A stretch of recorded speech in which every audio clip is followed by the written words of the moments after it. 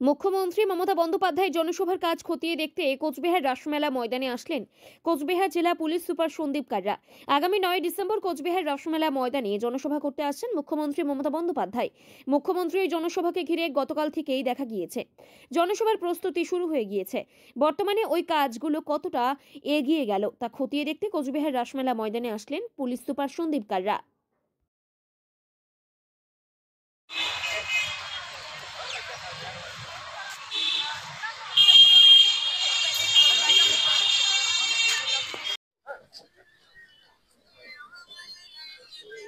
হ্যাঁ, সিকিউরিটি অ্যারেঞ্জমেন্টের কি ব্যবস্থা দেখো আমি ইনিশিয়াল ইনফরমেশন আমি পেয়েছি কি মুখ্যমন্ত্রী আসছেন, তার জন্য এখানে অ্যারেঞ্জমেন্ট করছে। আর আমার রাসমেলা গ্রাউন্ডে একটা প্রোগ্রাম হবে, পাবলিক প্রোগ্রাম। তার জন্য আমি আমার টিম নিয়ে এখানে দেখছি কি অ্যারেঞ্জমেন্ট কিভাবে আছে। প্রিলিমিনারি অ্যারেঞ্জমেন্ট আছে, তারপরে একটা সিকিউরিটি লাইজেন্স মিটিং হবে, সিএম সিকিউরিটি আসবে, ওনার সঙ্গে আবার যোগাযোগ করবো।